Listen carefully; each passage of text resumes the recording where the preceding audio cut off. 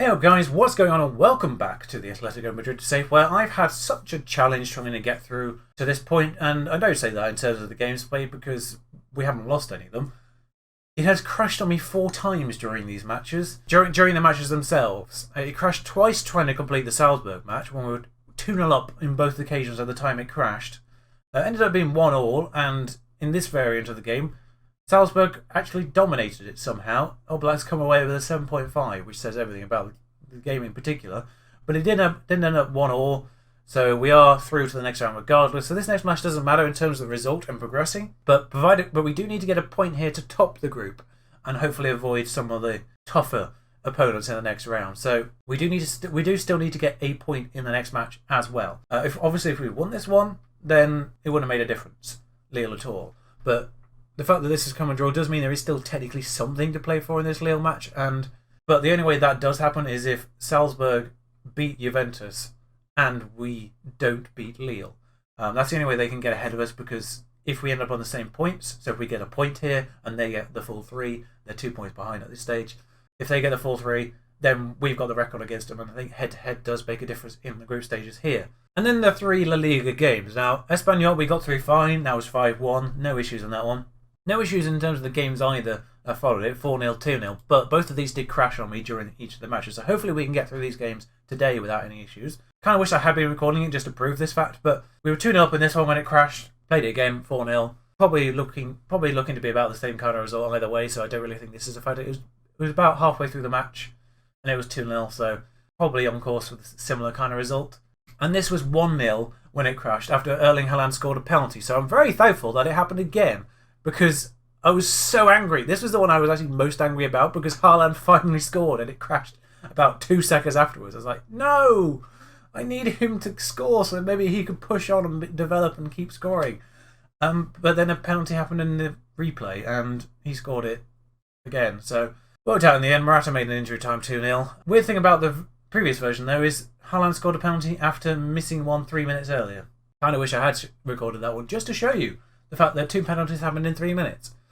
To show you that penalties are still a broken problem. I say still, there's been no patch, so it's not likely to. It wasn't going to have changed.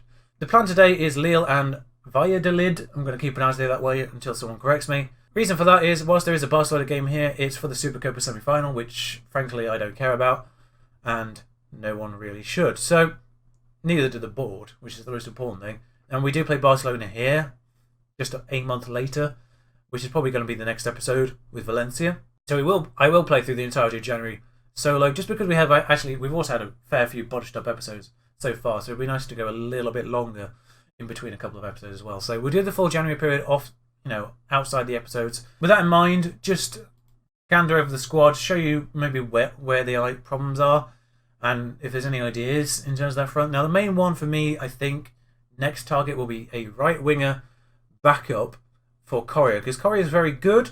He's regarded as 4.5 star now. His best role is inverted winger, but he's still very competent at normal winger. He is right-footed, so I don't know why he's more natural at inverted. He's a right winger on the right side, so he should be more natural as a winger.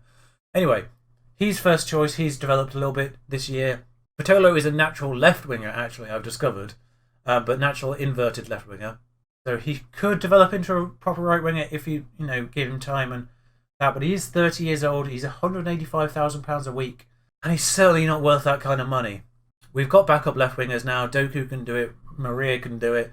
Alba can do it if necessary. So Vitolo kind of surplus to requirements. He was surplus to requirements at the start of the year. I did try to get rid of him then. So that's one place where I'm definitely going to get rid of. And central midfield, really, backups, is a really interesting situation because all of our backups are not on a lot of money. Llorente's on 38k a week. Just going to scan you over them. See, not amazing. Herrera, again, not amazing, but 43k a week. Party, again, not amazing, 38k a week. So they're not on a lot of wages a week, but they're all worth about 20 million. So it's whether or not do we cash in on these subpar players for Atletico Madrid, in my opinion. They might play better than they're rated in real life. So there's no disrespect to the players in real life, but in this, stat-wise, they're not up to scratch for a team that should be trying to win a title, in my opinion. So do we shift them on? But then again, the wages they're on, they're very good backups for the wages they're on, and they're not the first choices. Let's not forget, of course, we do have Koke, who is very good, and Saul, who is very good, but physically very lacking. The problem is, although he's his homegrown club, so if we get rid of him, then we're down to 2, which I think is Koke and Jimenez. So yeah, without Saul, we are in a little bit of an issue with homegrown club players. Part of the reason why Doku and Maria come in, but I don't think we're going to be playing long enough for them to turn into homegrown club players. Anyway, so that's where that problem is. Of course, all the games today happen at the same time, so we're going to be bringing this one live as things happen. We are regarded as very firm favourites for this one. There are a few tired legs, but no one massively struggling. I have, just in scanning the midfield players pre this episode, realised that Llorente is actually probably the best backup. I've not been using him. Good going me there. Visako is back, by the way. He played the last one, so he's actually a little bit tired. And I think we're okay to really go full strength. I do want to get a point out of this. I will have Maria on the bench rather than Vitolo, though. I want him to know that I don't want him around. Actually, no, yeah, Vitolo and Doku rather than... Yeah, that's fine. Everyone's nice and happy, pretty much, for this match. Now, there is one major change that's happened since the last time, and that's we now start the game on attacking, because it seems to be the only way to get the boys fired up into a position where they actually then go and play football. You can sort of drop it down after the initial stage, but you have to put them on attacking straight away, otherwise they don't start the game well, seemingly, which is a bit of a problem, but we go on attacking, try and get that first goal, and once we get that, then we can drop it off a little bit, but yeah, unless they go on attacking, they don't seem to have... Positive sort of does it, but it sort of allows the opponent in a little bit more for some reason, weirdly. The slightly more cautious variant does allow the opponent to get into the game a little bit more, which makes no sense, but there we are. I do try to push things up a little bit more as well, in general. Oh, hang on, there's been a foul somewhere. I was not paying attention, I was paying attention to the ball. There was a penalty. Okay, well, here we go, another penalty. Who's taking this one? Lamar. I think it's like Haaland, Lamar, Morata or something in that order or something like that. So, well, we're now up in the game. Do Juventus not even progress if they win? Oh, they're drawing, that's why. I saw Juventus go 1-0 up. I say, yeah, I saw Juventus go 1-0 up, but I didn't see the equaliser. That makes sense. Well, they've got a very tired player in their squad right now. They're playing with a little bit more caution. I'm not sure what they were doing beforehand, to be honest, considering this stat. Wow. Nearly a full half has gone by. It's 2-0. Nearly a full half has gone by and they've had just over a quarter of the possession. What would they play before if they've now gone more cautious? Let's watch this goal in 3D because I didn't really see it in 2D, if I'm completely honest. I was too busy distracted by those stats. It's the header. It's, well, not great news from Lille. 15 goals from Morata so far and we're just about to hit January, so... And Liverpool are actually finally losing a Champions League game. I think they won the first 5. Certainly say, keep it up, lads. Because why would we want to do anything else? But yeah, I mean, it doesn't look like the matches in their group actually do anything at all. So Salzburg need a point to progress. If they lose, Juventus progress. If they win, they progress. Pied. I presume it's not meant to be pronounced that, but he has been pied there. Completely done by Jordi Alba. I think it was. But that's what I mean, though. I mentioned in a previous episode. I'm seeing a lot... at the very least, I'm seeing the part of the play in which the fullbacks gain possession of the ball a lot more, particularly Alba, in this year's game. Like, defensively, in previous games, you don't really see it. You kind of see the highlight as soon as they've acquired the ball or after they've acquired the ball. So, you never really see the initial tackle that gets us to the possession, and he's going to miss.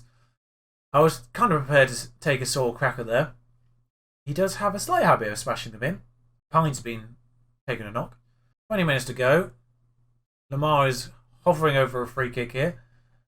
Felix not actually having the best of games, so now I'm kind of annoyed because what I'm actually going to do is I'm going to bring Lamar into the middle and bring Doku onto the left because I'd rather have Doku get some game time than Vitolo. Otherwise, All Blacks on a 6.7 despite not conceding. I mean, he's not had to field a shot, I suppose, so that'll be why. Koke's on 65%. I didn't even notice the fitness issue there until just that second. Corrier's not doing amazingly either, so maybe Vitolo for Corrier at some point later on. Lamar misses. Sorry to keep you in suspense for that free kick there. But that's why. I don't really care about it because I think we've scored one and then it crashed immediately after we scored it. So it was a bloody good one. From Koke, I think it was. But yeah, 24 shots to none. I mean, last time we played Lille, it was a very similar situation, and then they ended up scoring the only shot they had. So, they might have had more than one shot, actually. In fairness. Oh, I think that deflected, but... Oh, it didn't. Okay, well, it looked like it deflected anyway. Liverpool no longer losing that match, by the way.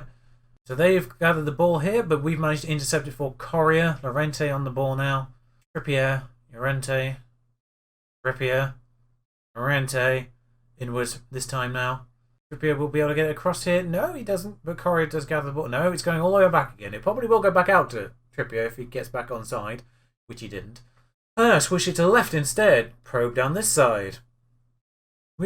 One thing I have noticed about this squad is they're very good at switching the play from one side to the other as Lamar makes it 3. They're very good at moving the ball across the pitch, and Liverpool have fully turned their game around, by the way. That Liverpool squad, sort of accurately powerful in...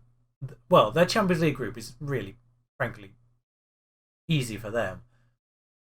The toughest team in their group is Porto, and for some reason they've only won one match. So, Doku nearly makes it 4. It'd be nice to get Doku a Champions League goal. I'm not sure what the youngest player for Atletico Madrid is Champions League-wise, but 17 years old. That might have been a stat. Bayern Munich aren't progressing out of their group, by the way. I've just noticed that. We highlighted it in the first sort of game of the year for them. First game of the Champions League for that Bayern Munich had gone down to Shakhtar. Trippier's on 63%, but I didn't put Vissalko on the bench, which is the problem. Let's have a quick scout through the other groups. Benfica going through on top of Chelsea, but Chelsea are winning the match currently. They're in, so that's not going to change. Tough group, actually. Those young boys have actually put in a reasonable performance here, getting 6 points. Because I would say Lyon, Benfica, Chelsea are very similar teams as things stand right now.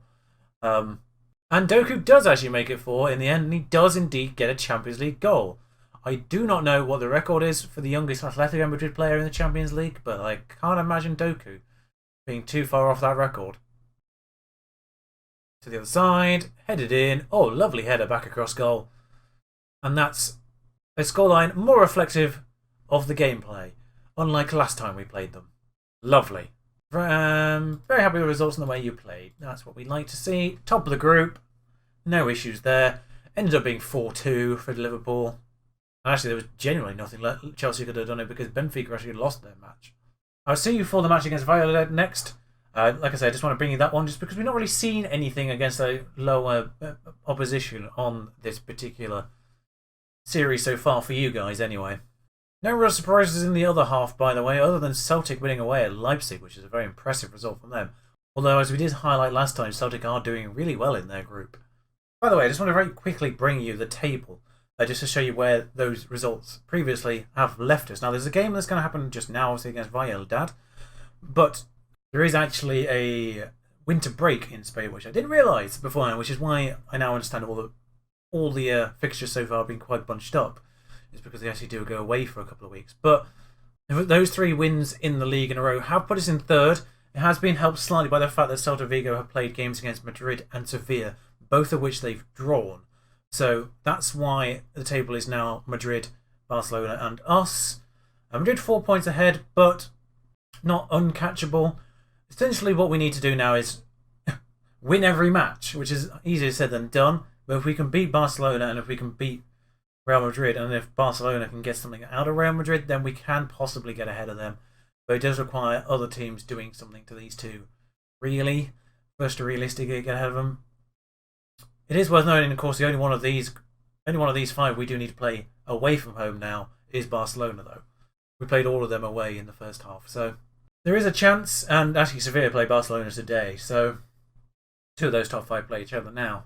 Not easy games either for Madrid or I say easy for Vigo, but they seem to win every game anyway, for the most part. And Vigo actually lost. Well, they have. Villarreal. Didn't see that one happen. Such a shame that injury seems to have taken a big knockout of Vissalko's stats. He was a lot better than that in last year's game, as far as I'm remembering from the Burnley save. So yeah, Trippier does start with Felipe, Jimenez, Alba, Oblak and goal, of course, Koke Sol, Lamar, Felix, Correa, Moratis. The team we've seen time and time again. Bench does have Doku and Vitolo and Vissalko now. Yeah, it's such a shame about that. And I'm not sure he has the space to regrow back into the stats he probably should have. Away from home, passionately say, let's give the pundits, show them right to back you up. Because that always gets a response, pretty much. Don't want to overdo it, but that one seems to do the trick every time. As there's a highlight after 2 minutes. It's a free kick for them, which automatically worries me because, oh dear, well, we're charging other pitch instead. So Felix can switch out to Correa here, who really probably should have given him a slightly more lead on that through ball there. But we managed to switch it all the way across to Lamar on the other side now, but tackled into Alba, ready to gather it up. Saul misses. That's where that was going. So, yeah, I mean, that wasn't the greatest through balls from Felix there. Probably should have been a little bit further ahead of Correa, but I like the fact now I put it specifically on shorter passing before the game started. That is telling me to go more direct. And, oh, shocker, left back's been booked. It doesn't matter who plays there, by the way. It's not... Whenever Hermoso plays there, you've seen he gets booked regardless. And Ibar have taken the lead against Vigo, which is a big result for everyone involved in this topic. Alright, Albert, leave the ball behind, whatever. Sorry, I was momentarily dumbstruck by what just occurred there. He looked like he just left the ball on the pitch and ran off it. Okay, back out to Albert. Maybe do a little bit better this time, dear. Morata hits the post thing on its way past. It did indeed. So it looks like Sevilla and Barcelona are currently drawing as well. But it's only half an hour in. Things can very much change. Real Madrid not winning yet either. Tony Vieira on this side. Powering, and... That seems to be a recurring highlight. People just running down the pitch and then shooting from a tight angle. The engine seems to be regarding it. The engine seems to be regarding it as a shot, and because there's been a very long run before it, it's triggering it as a highlight. Because the highlights do seem to enjoy long runs followed by shots, regardless of how good the shots are. And it seems to be counting failed crosses as shots, and Vigo have equalised. So to say, not happy. Get back out there. We've had 2 shots on target, but we do have work ball into the boxing, so it's certainly nothing in that regard. Can we please do something in this match? We're not actually having shots at all now. It's been 12 minutes, we've not had anything, and Vigo turned it around. Never mind. Because we've lost to them, we go behind them if we don't better their result. Or equal their result. Felix. Oh, it nearly goes in. Is there more than one Masip? I feel like we've played him before. Real Madrid has scored, so we definitely need to keep on this. If we can keep up the pressure, that'd be nice. Maybe get the 18 millionth penalty of the season. 14 shots. Jesus, what is going on? Lamar not having the best of games. How good is Felix out on the wing, by the way? Not too bad. Okay, well, we can do that. I've done this before. Bob him on pressing. Seeking a goal. This is what we need to do. Really. Oh, do I get rid of Correa, actually? Than Lamar. Nah, 6.5. We can't allow that, really, can we? Like, we don't need to take people off for resting purposes just because there's a 2 weeks break afterwards. So, cross it inwards. Cross it inwards. There's more chance the person in the middle would be able to finish that if you could get it to him. For some reason, Haaland's the one picking that one up. I suppose it's because he's placed this central midfielder in. Oh, offside. I thought it was a penalty. Can we please get? We're attacking the entire match. I don't know what. I mean, very attacking. As well as I don't know what more we can do. Right, don't pass it short this time because he's being marked. Oh, he passed it short. I'm sorry, but just everyone on attack now because this is frankly ridiculous. Although Morata's on a 6.4. We'll get a more natural winger on that side. Alba is a little bit tired, actually. And booked, naturally. So there was a humorous moment in one of the matches, actually, in between, I think. I'm not sure if it crashed, one of the ones that crashed or not, but I took Alba off, and then Hermoso was booked within about 2 seconds. Welcome to my life, by the way, with these lower team oppositions. It happens far too much. It's happened far too much as Levante managed to score 7 goals against Valencia. And it's just annoying the hell out of me now. Real Madrid and Barcelona both won. Clearly, Vigo won as well. It's just... I'm genuinely fed up with those results. 17th in the league. and we can't score against them. I just... Put 4-0 against currently 5th placed Athletic Club. Sure, whatever. But Sociedad? Think again, sunshine. I just don't understand this year's game. In that sense. Just can't break the weak teams down. Well, most of the time. Granada, 1-0. Mallorca, first game of the season, 1-1. It's just... Getafe was 4-0, in fairness, but it took a penalty to break down Leganes, for instance. You know, it's just...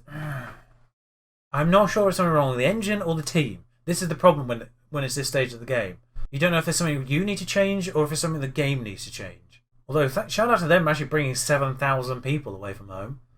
Good solid, about 6,000 more than anyone else have. But anyway, January period next. I don't know. We don't have any money, of course. We didn't have any money to really start the season. So, no transfer budget at all. Loan, I guess, is the only option we have for us. Maybe. But what do we strengthen? With a loan? Nothing, really. Not with a loan. Anyway, thank you for joining me. Until next time, hurrah.